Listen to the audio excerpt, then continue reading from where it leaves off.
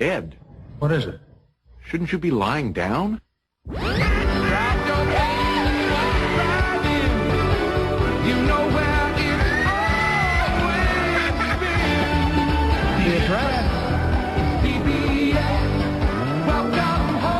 Ed, get some girls. Come up to the house.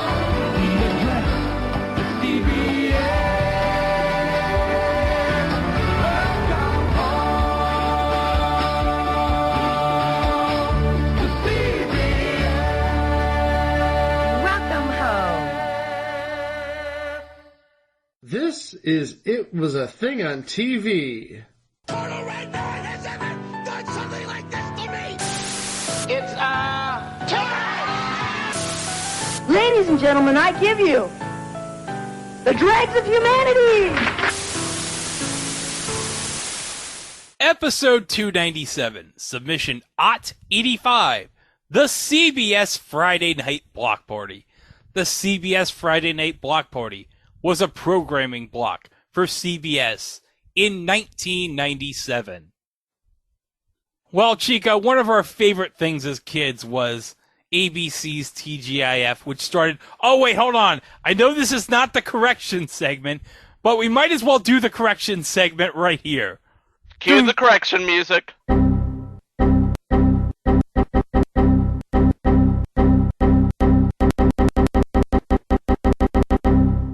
Now, Chico, during I Married Dora back in episode 266, you said this was when the TGIF block started. Yes, I did. It started in 1989. Oh, so technically I Married Dora was not a part of TGIF. No, unfortunately, it was not. But the TGIF block in 1989 was one of the most popular things ever. And when I say ever, I mean ever. Yeah, if you were a kid growing up in the late 80s to early 90s, you looked forward to the TGIF because that was your unofficial start to the weekend. It's Friday night and the moon is right. Gonna have some fun, show you how it's done, TGIF. And one of the anchors of TGIF was Miller Boyette Productions. Full House, Perfect Strangers, Step by Step. I mean, come on. It was classic. I mean, and Perfect Strangers begat Family Matters. Yeah, I can't forget about Family Matters. Family Matters was the keystone of the entire lineup, you see. Everybody tuned in to Family Matters. And when they didn't tune into Family Matters, they were tuning into Step by Step. And when they weren't tuning into either one of those, it was Boy Meets World. That's right. Because if you didn't watch Boy Meets World... You know what's coming. Yeah. You'd meet some people who had a great takeout business. I figure you do a good takeout business. Good takeout business. Yeah, we do a good takeout business. Takeout business. But guys, in 1997, some changes were afoot. Because a couple of years earlier, the Walt Disney Company bought Capital Cities, the owners of the American Broadcasting Company. And they saw what they saw on Friday night and decided it was time to make a change. Yes, Family Matters and Step by Step and the entire Miller Boyette zeitgeist were out, and in were basically building a teen-centric lineup around Boy Meets World. Yeah, it was like You Wish and Teen Angel, both future entries. And one of them has Run Glass. Mm-hmm. And in 1996, there was another new entry, Sabrina the Teenage Witch. Oh, yeah. Melissa Joan Hart coming off Clarissa Explains It All on Nickelodeon with her own show on TGIF. And the kids, they loved it. They all loved Sabrina. She looked good.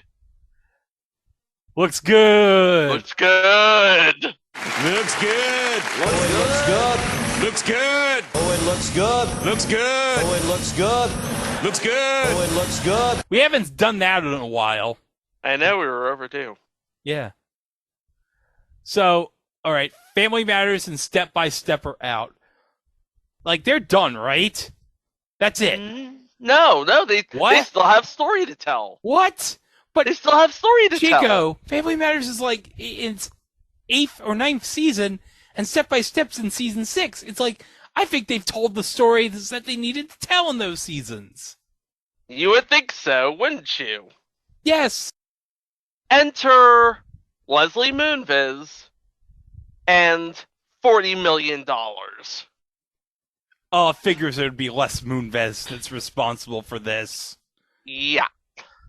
He decided, you know what?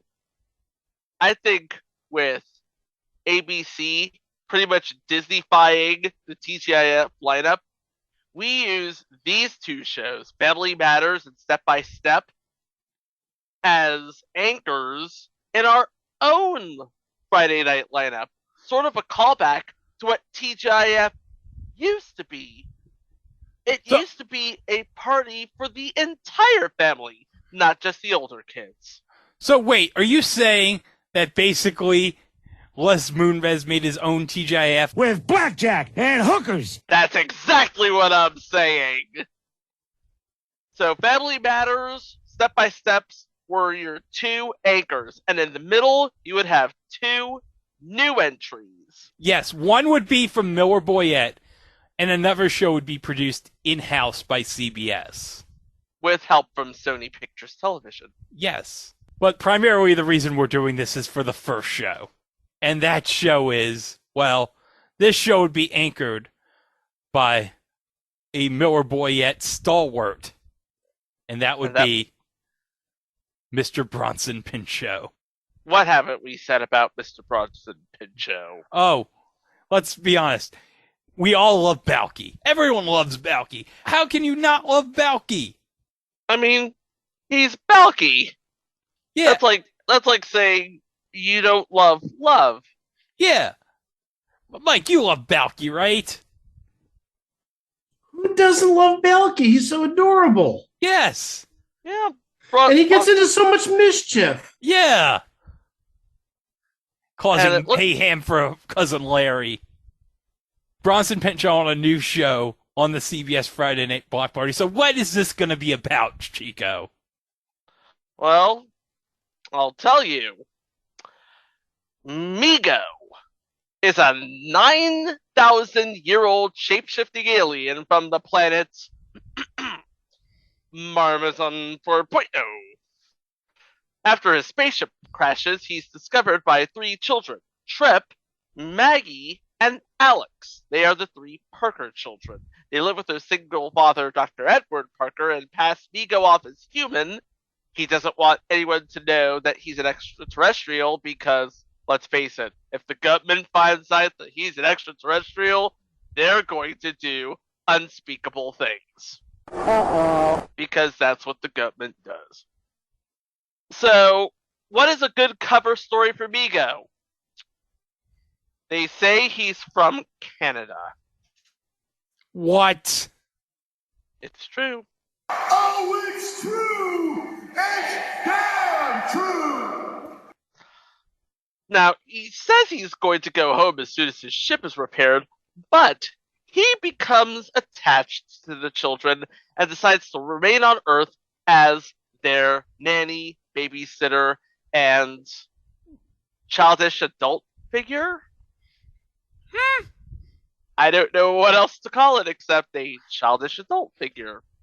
As we mentioned before, Migo is played by Bronson Pinchot, a stalwart in the Bickley, Warren, Miller, Boyette, Warren universe. Playing the role of the three kids are Eric Von Detten in the pilot. He was replaced by Will Estes. Maggie was played by Michelle Trachtenberg before Buffy the Vampire Slayer, obviously. But after Pete and Pete. Yes. By the way, forgot to mention, Will Estes nowadays can be seen on Blue Bloods. And Erica Von Detten He was on that one season of Celebrity Mole. Yes, he was. And Alex Parker is played by Jonathan Lipnicki. And if you don't know who Jonathan Lipnicki is, what podcast are you even listening to? Well, let's not say that. He was famous for like one role. Yeah, but he played the role up to its hilt. I know, but saying you don't know what cast you're listening. No. He had one role, one very big major role, but still one role. Yeah, and we all know that was the Jeff Foxworthy show. Oh, No, jeez. I'm kidding. It was Jerry Maguire. No, it was the Jeff Foxworthy show. Yeah, by the way, you do know his brother on the Jeff Foxworthy show was Haley Joel Osment, right? He looks different. Well, I got one thing to say. Walker told me I had AIDS. Jeez. That's Haley, come on! What? I know it's a bad time, but it's not a good time to bring it up. Haley, just don't do that. No. Just don't. Anyway, playing their oh jeez. I can't say this with a straight face because I know what's about to happen. Playing the role of their father, Dr. Edward Parker, is Ed Begley Jr. Now can I do the line? Yeah. And if you don't know who Ed Begley Jr. is... Why are you listening to this podcast? Why? Why have you even listened to... Have you listened to any of these episodes? Have you even been paying attention? Migo aired as part of the Block Party from September 9th to October 24th, 1997, for a total of 6 episodes. They ordered 13, they produced 13, but 7 of them went unaired.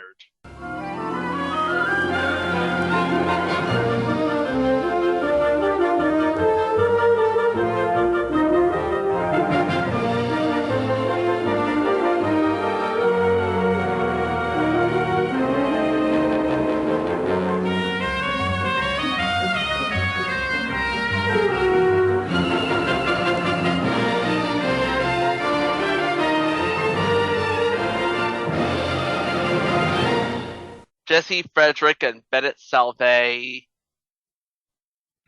admittedly one of their lower points. Yeah, this was not really the best theme. No, it wasn't. No.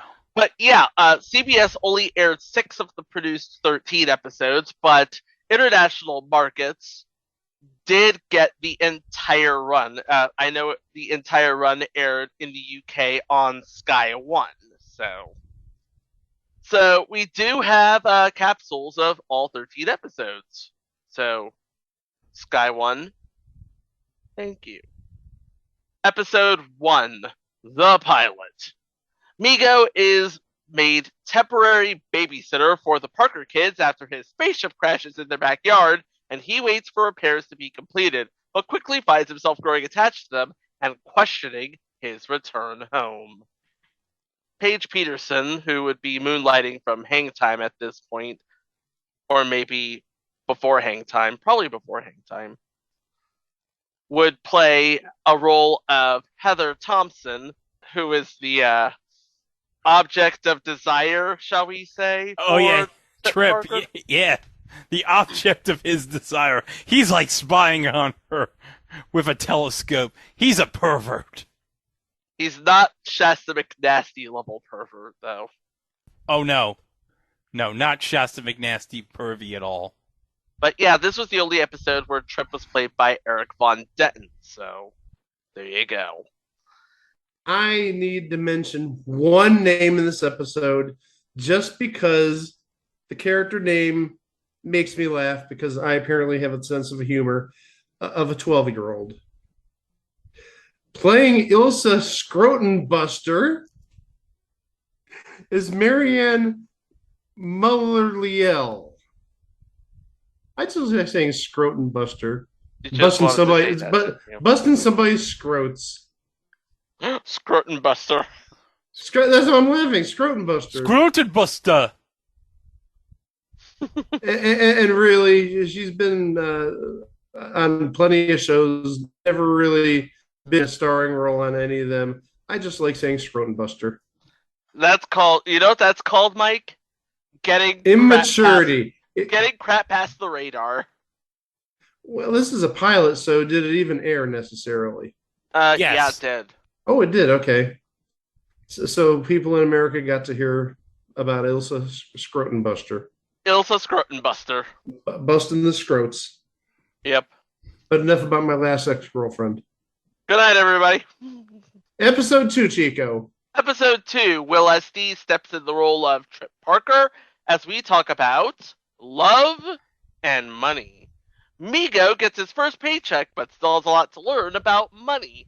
Maggie interrupts her studies to watch Trip and his friend play street hockey. This sounds like an early episode of Perfect Strangers. No, seriously, it does. You remember in a season 1 episode, Balky's all like, I discovered checks. Checks! Okay, this is sounding a little too much like What a Country because we found out what happened when Yakov Smirnov discovered credit cards. Interesting note, playing an uncredited cameo as a repossessor, Jaleel White. Yeah, he has 2 cameos in this series. Yeah, and if I'm not mistaken, one of those cameos, he's wearing the glasses, but he's not doing the voice. You know, the glasses, but not the voice. Yeah. Oh, yeah. Episode 3, The Truth About Cars and Dogs. Maggie tries to tell her dad that the family nanny is an alien. Meanwhile, Migo goes on a date with the Parkers' next-door neighbor, and Edward helps Alex build a model car for a derby. Oh, wait. He's going to build Alex a model car. Well, hopefully Migo doesn't make the car go. Because remember that South Park episode when, like, Stan's dad was building Stan the car for the Pinewood Derby, and it went to, like, warp drive. And then you had the aliens with the space cash. I remember that. One of the best episodes of South Park ever. Indeed it is. A couple of names in this episode. First of all, playing the neighbor, Connie, the great Andrea Martin. Fun fact, Andrea Martin is Canadian. And Migo, well, everybody just thinks he's Canadian. That's a fun fact. And really, Andrea Martin, what do we need to say besides SCTV? Yep. Well, I mean, she's done a lot more than that, but that's where you know her from. Oh, definitely. And playing an uncredited role as Steve Urkel. Another appearance by Jaleel White, ladies and gentlemen. Has a 10-second cameo when he blows the whistle to start the race. Cross promotion for CBS Friday night shows? Only, yeah. Uh-huh. Uh-huh. Mm-hmm. Uh-huh. So wait a second. That means Migo exists in the Family Matters universe, which also means it exists in the Perfect Strangers universe? How do Migo and Perfect Strangers exist? They're the same person. I'm confused. Migo's a shapeshifter. He probably saw a picture of Bronson Pinchot and went for it. Valid excuse. Episode 4. It's good to be king. When Migo hears that Trip is no longer required to study to pass history now that he's the star of the basketball team, which is coached by the history teacher, he gives his own lesson. He shrinks the teacher coach and leaves him guarded by watchdog Barkley while he substitutes as King George III. What? Shapeshifter, people. Pay attention. Meanwhile, Edward and Alex plan a fishing trip. I guarantee you one thing happened on that fishing trip. Hilarity ensued. Although Alex probably looked at Dr. Parker and said, did you know the state fish of Hawaii was the Humu Humu Nuku Nuku Apua'a? From future entry Camp Wilder, we have Megan Haldeman as the girl of the week that Trip is looking at. Oh, yeah, because Trip, as we all know, as we mentioned, is a pervert. Interesting how we have a person that was on a TGIF show on a block party show. Just saying. Yeah. Oh, we should also mention that at least in the first 5 episodes, did you notice who the director is?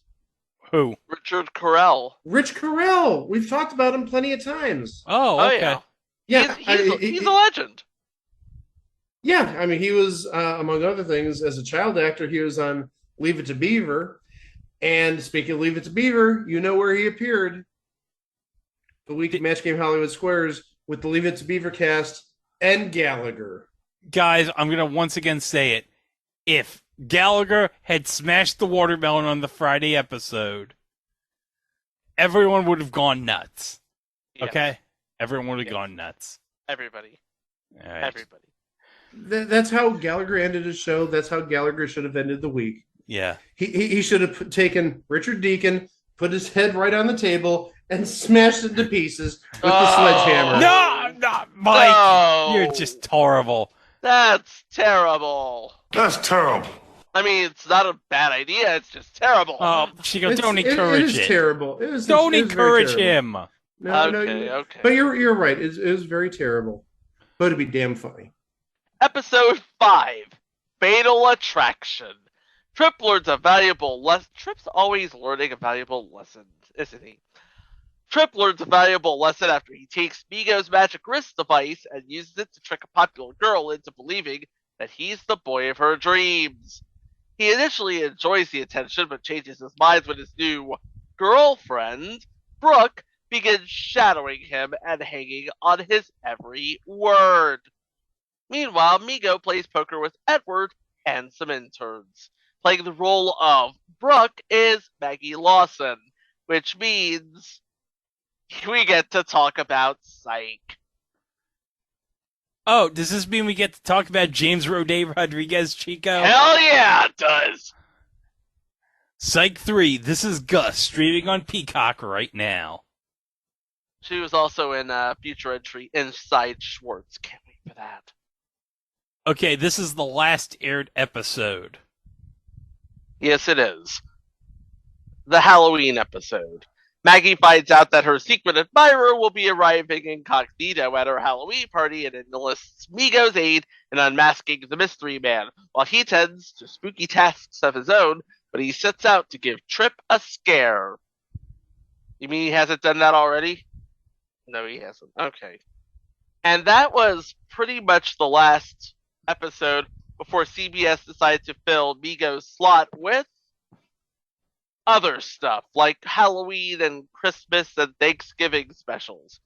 Because this episode aired on October 24th. October 31st was the beginning of sweeps, and CBS was not going to give that time to something that was hemorrhaging viewers and frankly not really good at all. So the next 7 episodes are the ones that did not air in the US but did air abroad. Episode 7, Mommy and Migo. On Migo's first attempt to phone his mother, he ends up reaching 3 castaways instead. Gilligan, Marianne, and the professor, still stranded after 35 years.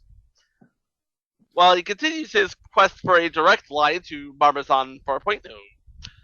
Trip, Maggie, and Alex try to keep his origins a secret from their suspicious and cranky grandmother.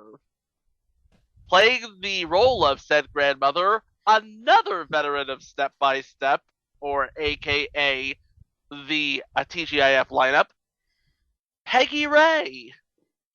Oh. Yeah, she played Carol's mother. She played Carol's mother in season 1 of Step by Step.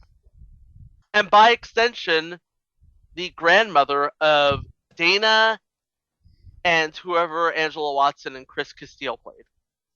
But if you're thinking that the castaways did make an actual appearance on this show, Yeah. You'd be right. Yeah. Bob Denver played Gilligan, Russell Johnson played the professor, and Don Wells played Mary Ann. You know, the professor, you'd think he'd bother to fix a hole in that damn boat. No. He's the professor, he's not an engineer. Okay, I have something to say here. This episode, I don't think it was going to save the series, but I'm surprised this one unaired. Maybe as a way to draw viewers, they could have aired it in place of the what actually aired as the last episode. Well, the last episode though was a Halloween episode, so it's like you can't really. Okay, then you do it 2 episodes before. But I'm just saying you're wasting all this talent. Yeah, yes, they got to see it overseas, but it just seems like a really bad opportunity to maybe lure some eyes, even though it's really a desperation move at this point. Well, they were probably going to air it for sweeps, but then CBS decided, no. Right. Okay, well, that makes sense. It just, again, seems like a waste, but understandable. Yeah, and there was precedent, too, because they swapped some episodes out of order. The Truth About Cars and Dogs was actually before Love and Money. So Love and Money was actually supposed to be the 3rd episode. It aired as the 2nd episode. So the precedent was there. Yeah, I get it. It's just, I don't know. It seems like an opportunity lost that they couldn't have slid it in say like the 3rd week or the 4th week or something like that. But this is 25 years old. I don't know why I'm complaining about it so much. True. Episode 8, Magic Parker. Alex tricks Migo into helping him show off in front of Marcus. Maggie tries to get him to help set up Edward on a date. While waiting for Alex to finish his martial arts lesson, he meets 2 other nannies and asks if they're available, but finds out they're aliens. Misunderstanding them, he assumes they are from a different planet. Oh, Jesus. Maestro Harrell actually makes his first appearance as one of Alex's best friends, Marcus. So, there you go. And I'm thinking to myself, aliens? Yeah. I imagine that they are aliens as in immigrants. And in the role of the karate sensei, he used to wear green all the time, Jason David Frank. Or white. Or maybe red. Or red, yeah. But this was before he wore black. I see what you did there. Yeah. And also playing Edith in this episode, we've talked about her in the past. Jean Spiegel Howard, Ron Howard's mama. Yep. Oh, that means she's also Clint's mama. And we also talked about her husband, who is Rance Howard. Yes. And you know what that means? She's Bryce Dallas Howard's Nana. Episode 9, Liar Liar. When Trip lies to get on a date with college girl Amanda, Migo embellishes it with his antics. He also encounters snow for the first time. Oh, there's something you should know about Trip. He's very stupid. No! So you're saying he's both horny and stupid, or was it pervy and stupid? One or the other? How about both? Works for me. It's both. In one episode, he misspells a sign, and Migo asks, "You misspelled it," and he says, "I couldn't spell Ebola." Oh, God. Why is there a sign in the front yard that says this house quarantined due to very gnarly disease? I didn't know how to spell Ebola. You didn't know how to spell house either. Special shout out to Pab over at 13 Week Theater for that. Man, he's gonna be really screwed in 2020. Oh no. Jeez, Greg. I didn't know how to. Yeah, I imagined him, a 40-year-old Alex. I didn't know how to spell coronavirus. You didn't know how to spell house either. We didn't even talk about the big name on this episode. Oh, what was the big name? Playing the role of college girl Amanda, Devin Odessa. Who would I know her from? Uncle Buck. She was in Uncle Buck, My So-Called Life. She played Hessie in Pumpkinhead and the succubus in Sleepwalkers. And in that one episode of Saved by the Bell where Screech and the hot chick were teaming up for an assignment, and the assignment was sell people on the camera, and Screech sold people on the camera. Episode 10, I Won't Be Home for Christmas. It's Christmas, and Migo tries helping out by doing such things as teleporting the Christmas tree into the house, still tied to the roof of the car, and helping Edward get Alex the toy he wants. It is, of course, the most popular one of the season, and in a mad rush at the department store, his wrist device is broken. Oh, no. Susan, what do you have to say about that? Uh-oh. I thought she got enough mileage last week out of that. Apparently, we still have some more left in the tank there. Episode 11, Saturday Night Fever. Edward has to go away for the weekend to assist the operation. Migo catches the chicken pox with strange side effects. Trip sneaks out of the house at midnight to go to an illegal rave party, and Maggie is fed up with being a geek when she wins the Model Citizen of the Month award for the 5th time running. So she tries changing her image. This, by the way, was before Michelle Trachtenberg transitioned to Buffy the Vampire Slayer. Just saying. So Paige Peterson returns as Heather, and in a role as Guy with Big Hat, that is the name of the role, Shane West. Oh, that's Shane West. Yeah, Walk to Remember, League of Extraordinary Gentlemen. Once and Again. And Gotham, where he played Bane. Oh, he was Bane in Gotham? He was Bane in Gotham. Bane! I don't know why in The Dark Knight Rises Tom Hardy talked like this. Like Johnny Olsen? Oh no. Don't say his name 2 more times or else you'll summon him. Hey Mike, shut the fuck up. I don't sound like Bane. Oh my god, is that Bane? Did I just offend a game show announcing legend who's also a ghost? Yes, you did, Mike. You better shut the hell up or else I'll stick my robot doppelganger on your ass. Episode 12. Performance art. Migo tries to persuade the kids to take their school field trip to the museum rather than the ice cream parlor. Trip plays sick to get a coveted autograph. Well, of course Trip would do that. Yeah. And of course, because he's both horny and stupid, he'll probably get caught. And in a role as a customer, this would be Match Game Hollywood Squares Hour callback number 2 for the episode. Also a Star Trek callback, Evan Ham. Oh yeah, because he was a contestant on Match Game Hollywood Squares Hour. Now you get it. Yeah. But hey, he wasn't Butch Hartman who lost $30,000 with Hulk Hogan's ex-sister-in-law. Oh, jeez.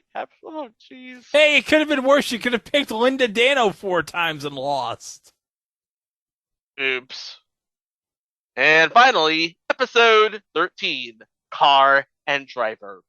Trip is desperate to get his driver's license in order to improve his dating prospects. Because, again, he's horny. And stupid. He's a teenage male. That's all you need to know. And that's the show. It was as dumb as you could possibly imagine. I have an article on the South Florida Sun Sentinel that says, Migo is alien to adults. Yeah, it was just... Yeah. It's like, I couldn't think of anything to like about it. Could you? But you know what? We'll get to the lineup as a whole in a moment, because coming out of Migo was a significantly better TV show. And that would be The Gregory Hines Show, which aired September 15th, 1997 to February 27th, 1998 for 15 episodes, 7 unaired ones on the table.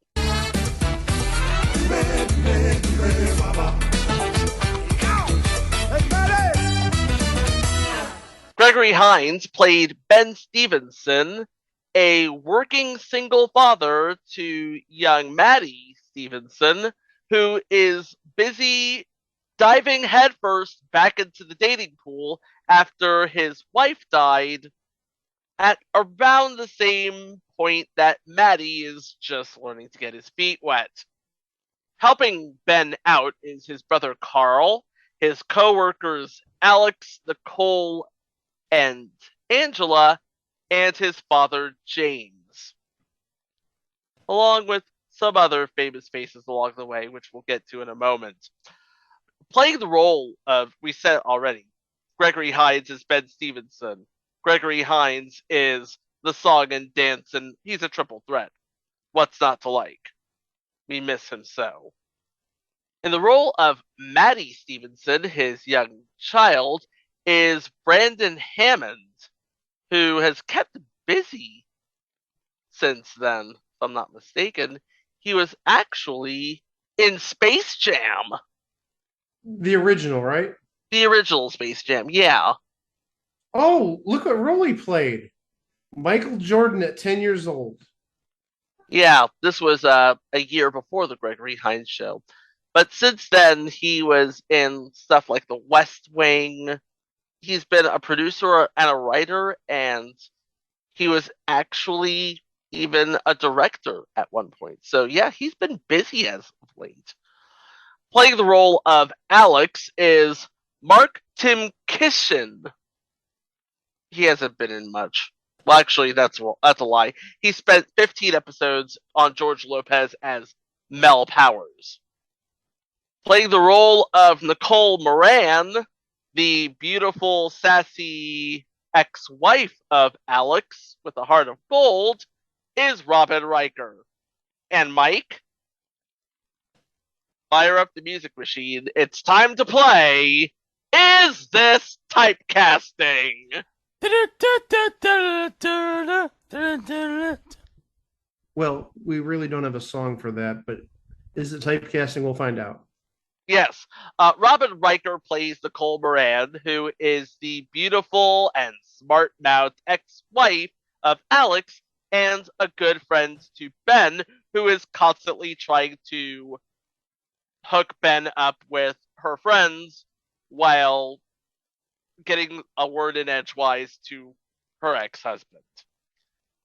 Now, knowing that Robin Riker played a similar role on both Get a Life and Brothers, I ask you, boys, is this typecasting? Yes. Yeah, I'm going to go yes. This has been Is This Typecasting? And playing the role of the assistant, Angela, is Judith Shelton. She can be heard nowadays as Londra Pennypacker on The Great North. And rounding out the cast as the father and the brother, Carl Stevenson is played by Wendell Pierce, who's known for The Wire and Tom Clancy's Jack Ryan. He also played such career-defining roles in The Watch and Chicago PD and Suits. He played Teddy on The Odd Couple with Tom Lennon and Matt Perry. Oh yes, that version of The Odd Couple. Oh yeah, the one that reruns all the time on Pluto TV. Yeah, especially that one episode with Gary Marshall and Mr. Met. That was a great episode. It always goes back to Mr. Met. It does. When he's not playing the trumpets for Edwin Diaz. And rounding out the cast as Father James is Bill Cobbs, who you would remember as Del Paxton in That Thing You Do, or old Zachary Lamb in Demolition Man. Oh, yes, Demolition Man. Yep. He was also on a show with Matthew Perry, the short-lived Go On. We talked about that show because Seth MacFarlane made a joke about it as Ryan Lochte. That's right. It was called Goon. Goon! No, that's Go On. I wonder how many swims he gave that. 10 swims. 10 swims, probably. 10 swims. You know what this block probably got from Ryan Lochte? 5 swims. Probably like 30 swims. 30 swims? Okay. I bet you he would have loved Migo. He's probably the only person who saw Meego. So let's go over the episodes real quick. Episode 1, The Pilot, aka Square One. A widower and his young son enter the world of dating. The widower, Ben, goes on a date with a friend of Alex, and his young son, Maddie, goes on a date with his lab partner. We got a name in this episode. Big name. Playing Elizabeth. Penny Johnson Gerald.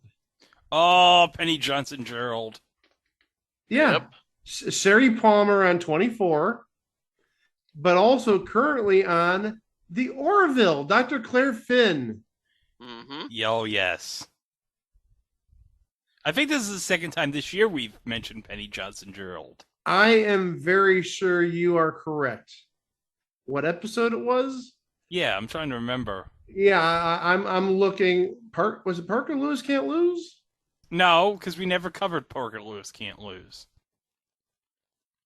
Because Parker Lewis can't lose. He can't. Yeah, that's why we'll never put it on the list, because he can't lose. I am pretty sure Mike might have been thinking about what's Alan watching here, hence why he thought we covered Parker Lewis. Oh, it was women in prison. Oh, yes. Yeah. Yep, there it is. There it is right there. Now you're in jail.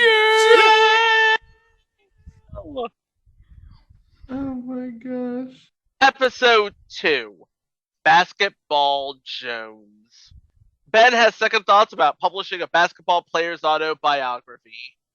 Playing the role of said basketball player, Will Jones, Rick Worthy from Station 19 and The Magicians and The Man in the High Castle. He's done a lot.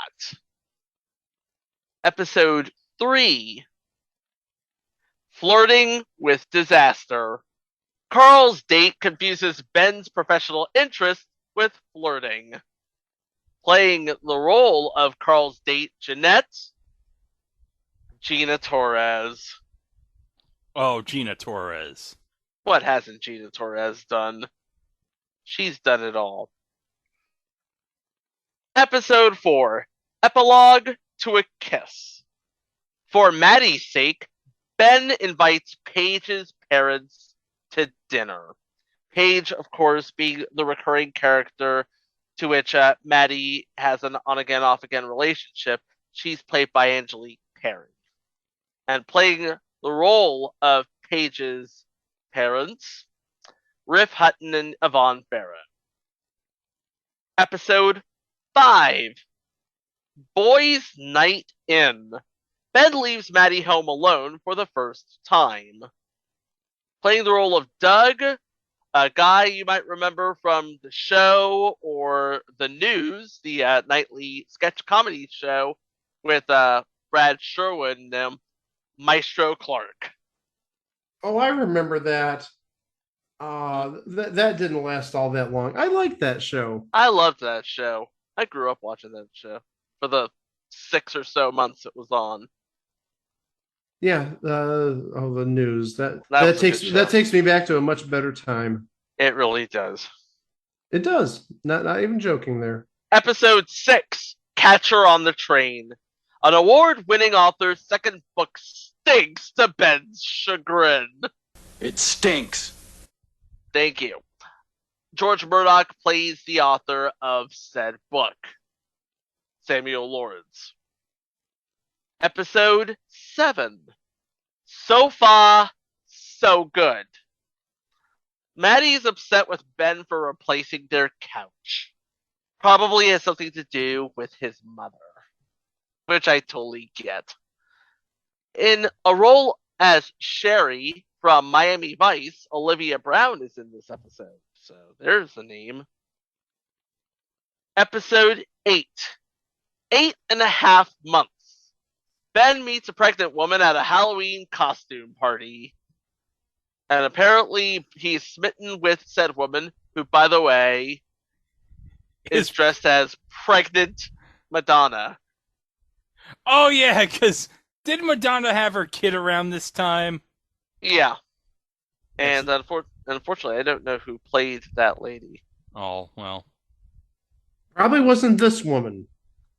Playing herself? Big name, and we're not even talking about in the acting field. Oh, yeah. Of all time, one of the most legendary names in literature. Maya Angelou. Oh, yeah. Don't even have to say anything besides that. Episode 9. The Man Called Uncle. Ben prepares for an IRS audit. He's going to be audited by Mike Rotunda? No. Jeez. No, he's not. Oh. Even I got that joke. I'm proud. I'm proud for you. Is Greg proud for me? Yes. Yeah, Okay. yes, he is. Thank you. I needed validation. Validate me! Episode 10. Three's Not Company. Maddie and Weitzman fall for the daughter of Ben's competitive high school pal. And you know who plays that high school pal? Clifton Davis. Yep. That's my mama. Amen. I really don't need to say anything more than that. No, sir, you do not. And playing Weitzman, one of the youngest members of the SAG at the age of 4, E.J. De La Pena. He's a filmmaker. He actually played Larry Mandello in the 1997 movie adaptation of Leave It to Beaver. That's all you need to know about that. And playing the role of Clifton Davis's daughter, Megan Good. I mean, come on. Think Like a Man. Harlem. Minority Report the series. What more can we say? She's in Fury of the Gods, Greg. Oh, Fury of the Gods. Yeah, now you're interested. Episode 11. To volunteer is human. Ben spearheads a fundraising auction for Maddie's choir. And oh boy, do we have a couple of really big names in this episode. Playing the role of Roger Barron, T.K. Carter. Well, isn't it just our luck?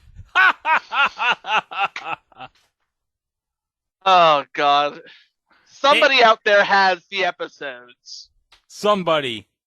Well, Chico, in a bit, we're going to learn in a couple weeks that potatoes are the food of the 90s. Yes, we are. But hold on, Mike, did you know potatoes are the food of the 90s? I must have missed that memo. You can boil them, bake them, fry, and flame. They're the food of the 90s. Potatoes. Boil them, fry them, mash them in a stew. Potatoes. Yeah, potatoes are the fruit of the 90s, but you know what's better than that? Rip meat off the bone! Hey, if we're going to throw in all of the Lord of the Rings references, we're going to throw in all of the Lord of the Rings references. Yes. But, oh, T.K. Carter, not the biggest name in this episode. Not even close. Playing the role of Kareem Abdul-Jabbar. Wait. I'm going to take a wild guess here. Is it Kareem Abdul-Jabbar? It is Kareem Abdul-Jabbar. Oh, my God. How did... what a lucky guess. Yeah. I was going to say... Isn't he a pilot? No, that's Roger Murdoch. He's a pilot. Oh, Roger Murdoch is the pilot. My mistake. Episode 12. Love Thy Neighbor. Ben's dad has a romantic relationship with a hip neighbor. And I bet she's played by Joan Pringle because she looks hot. She played Sybil Buchanan in The White Shadow, by the way. Oh, she was also on, and this is the second time we're mentioning this show this episode. She was on That's My Mama. You know who was also on That's My Mama? Clifton Davis. Yeah, we mentioned that. It's not even a joke. That's what I'm referring to. Okay, I just thought I'd mention that. Yeah. Well, it's just I literally mentioned Clifton Davis like 10, 12 minutes ago. Okay. Yeah. Episode 13, James Stevenson Stands Alone. Foot surgery sidelines James, then Ben and Carl convince him to retire. Oh, playing the role of Maria in this episode, a pre One Day at a Time, Justina Machado. I just like pointing that out. Episode 14, Carpe Diem. Just for fun, Ben dates a younger woman. Ooh! Oh, yeah. She's played by Ziana Young, but not the two big names in this episode. The sort of sub-big name, playing the role of Eric, Ali Leroy, who is just this big writer and producer. I mean, we're talking about Everybody Hates Chris, Head of State, Are We There Yet? Saturday Night Live. He's just a prolific writer and producer. But the big one, playing the role of Jack, Ernie Hudson.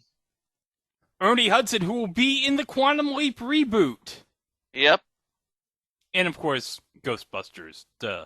Some movie named Ghostbusters. Episode 15, Perchance to Dance. Ben's friends and family tap dance with him in dream sequences. Because if you're going to make a show with Gregory Hines as the lead, you're going to get him dancing. Duh. I mean, that's in the contract. Gregory Hines has to dance. And Ziana Young makes a return appearance as Diane. Episode 16, Wahuntra. Ben becomes awestruck after a manuscript falls into his lap about a fearless Maasai princess called Wahuntra. I have to mention this name here because there's been some news as of late, and Tony was played by Denise Dowse. And I only mention this name because nowadays she was in the news because she is in a coma due to meningitis. Oh. Yeah. Yikes. She's one of those actresses who's been in everything. I mean, she was in California Dreams, obviously. She's been in Starship Troopers. She was in Ray, Biodome, Requiem for a Dream. She's done it all. We are sad to report that Denise Dowse passed away this past Saturday, August 13th, from the meningitis at the age of 64. Rest in peace. Episode 17, Get Smarter.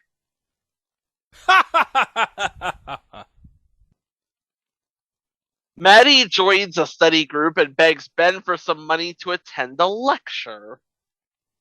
Okay. In the role of Christy, Portia Coleman, who we talked about in earlier installment, Dad Stop Embarrassing Me, as Chelsea Dixon. Episode 18, Anita the Hun.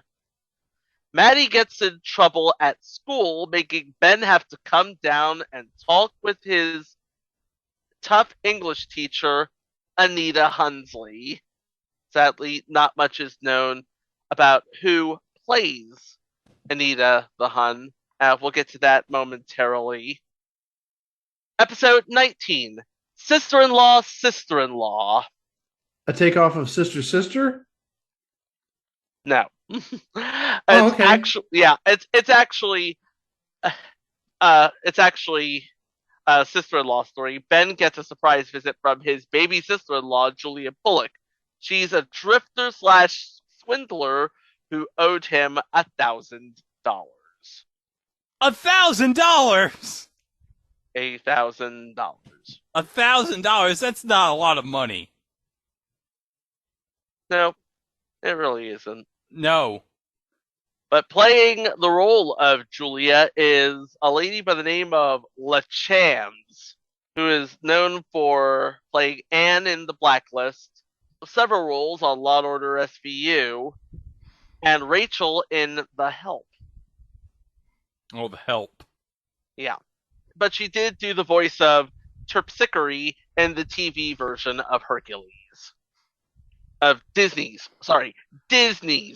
Hercules. Not the Sam Raimi Hercules. No, the not Disney the Sam Raimi. The Disney version. The Disney version. Yes. And we all know who was in the Disney Hercules playing a voice. Ongo Gablogian. Episode 20. Mug the One You're With. I don't have a capsule on this one. Oh, well, that's a shame. But I can tell you that Harriet Sampson Harris was in it.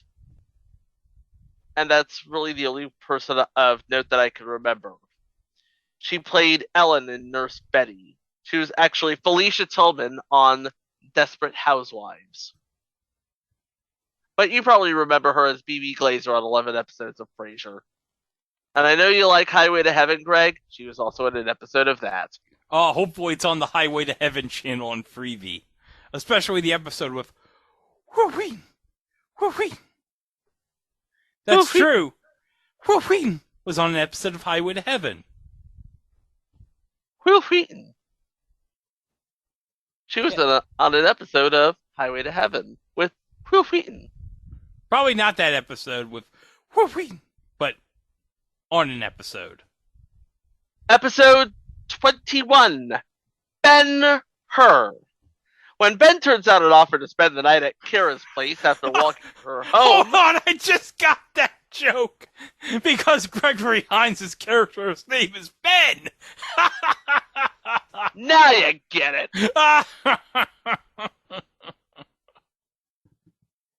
Ben-Hur. When Ben turns down an offer to spend the night at Kira's place after walking her home, he wonders if there's something wrong with him. You know, as one does.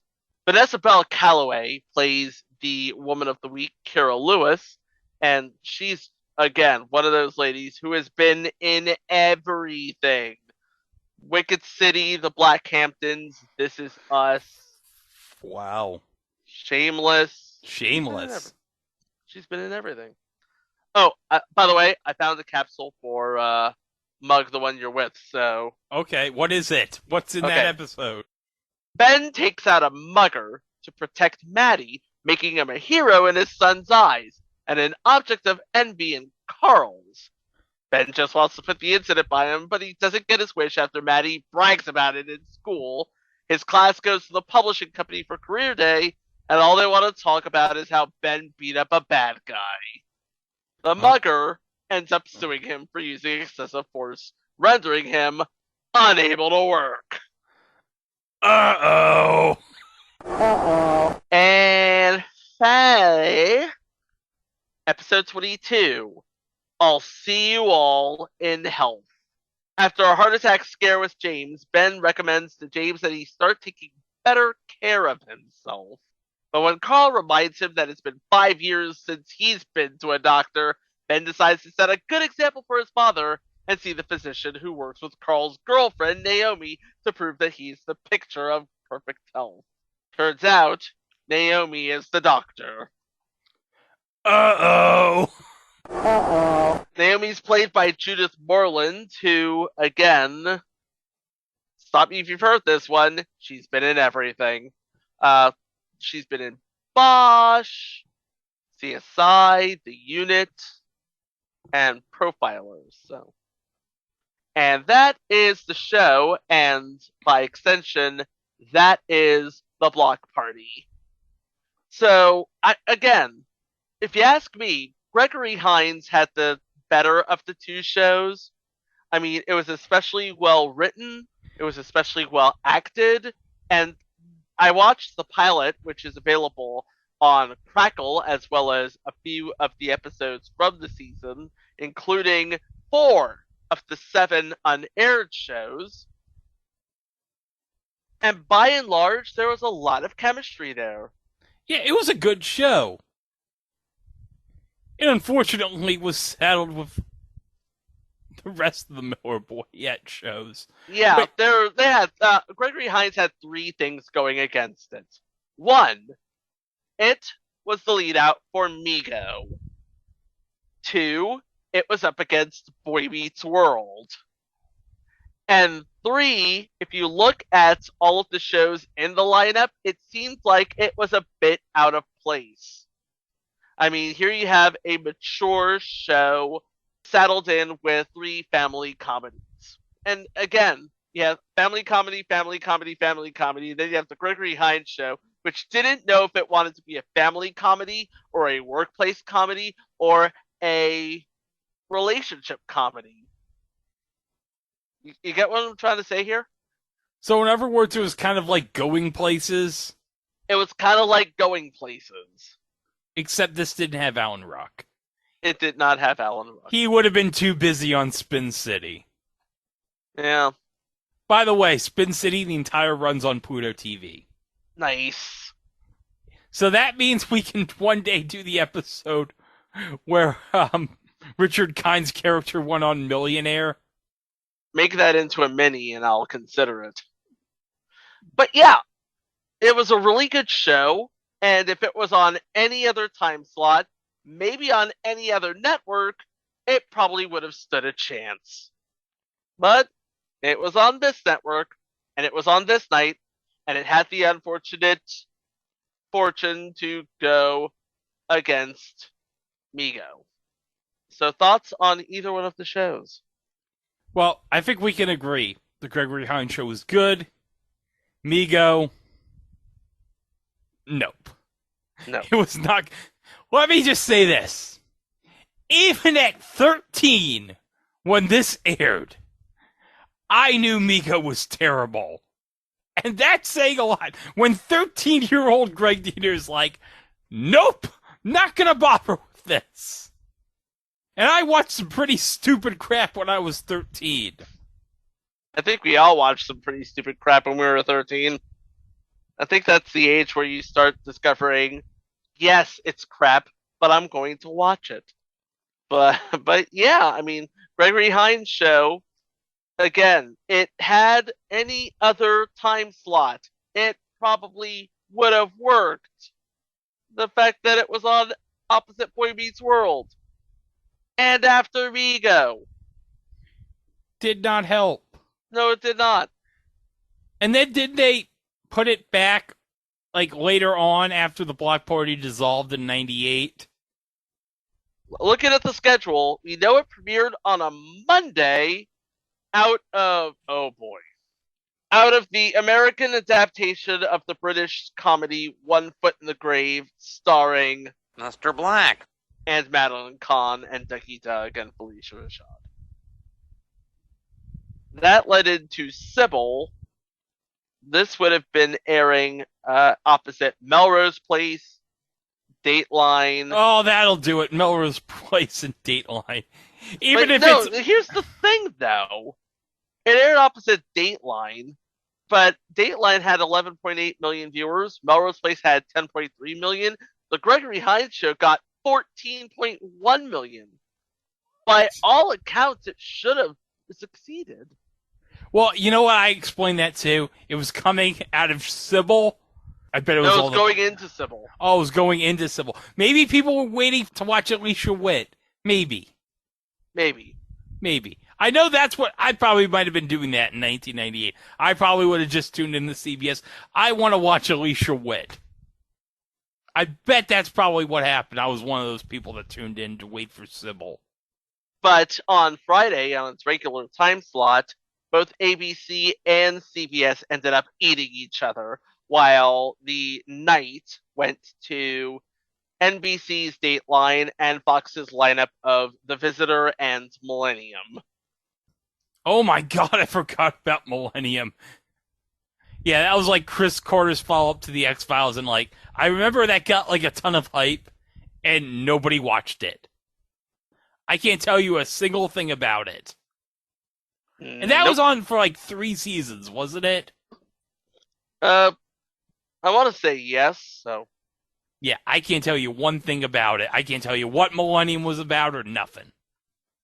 Family Matters the next week got 8.8 million viewers watching it, but then Migo dropped to 7.8.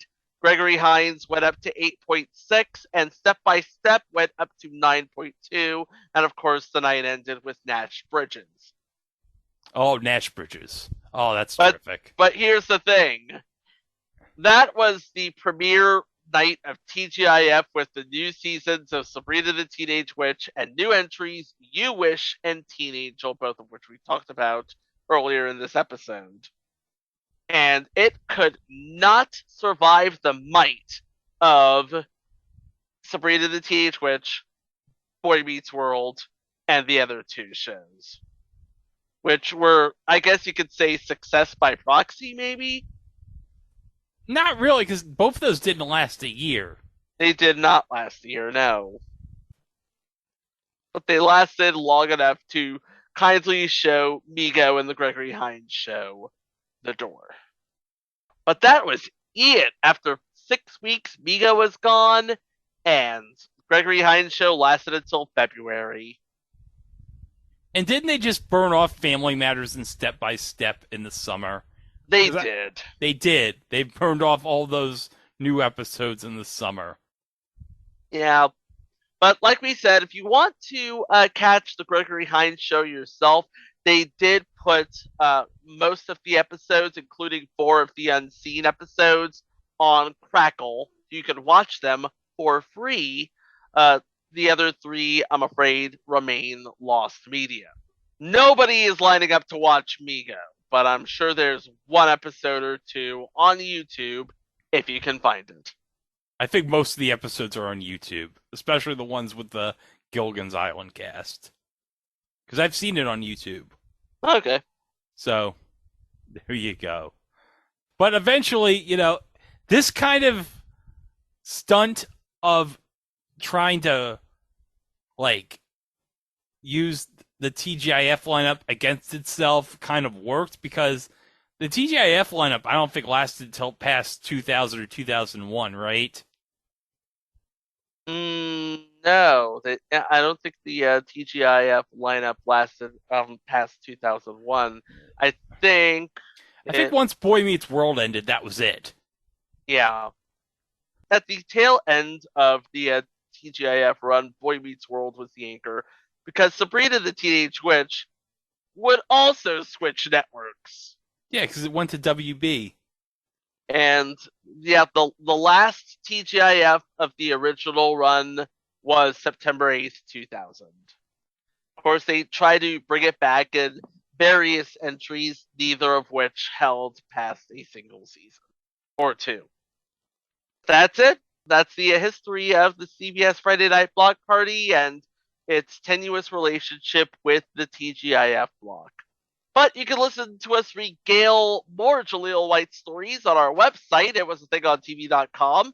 We have 296 episodes aside from this one, in addition to live shows, mini-shows, and of course our Present series. Links to all of our socials at It Was a Thing on TV. Of course, Facebook was up against the Friday Night Block Party as well, so we had to do It Was a Thing on TV podcast there. You would also have a link to our friends at Place to Be Nation, and of course, a link to our YouTube page where you can like our videos, subscribe to our feed, share our videos. Remember to hit the notification bell. Did I do that? So you can stay up to date with all of our future entries, including what we have coming for you on Thursday, which is, and I cannot wait for this, the return of a favorite, hometown commercials. What in the world did we find that was better than Crazy Gideon, I wonder? I guess you're going to have to wait and see this Thursday, right here on It Was a Thing on TV. For Greg, for Mike, I'm Chico. Thanks for listening. Please be kind to each other, and we will see you for the next one. Wow! Eric, have you seen Urkel? Have I seen Urkel? Uh-huh. What kind of question is that? Is that a trick question? Jimmy, I find your show very compelling. What's your favorite episode of Family Matters? Have you seen Urkel? Is he here? I don't know. I'm looking for him. He's not my category, is he? Are you excited about Urkel coming to CBS? Very much. I haven't slept since it was announced. Have I seen Urkel? Not yet. What's your favorite episode of Family Matters? I haven't really seen it, to be honest. Mine is the one where Urkel breaks up a fight by breakdancing. Really? If you see him, can you send him my way? Oh, absolutely. It's first on my list. Let me go check it out right now. I'll be right back. You didn't get to meet Urkel, did you? No. And that was one of the reasons you went out there, wasn't it? Absolutely. Bob, did you learn anything from this experience? Just to not set your expectations so high. I have a surprise for you. Urkel, come on in. Bob, it's Urkel. Oh, my God. Oh,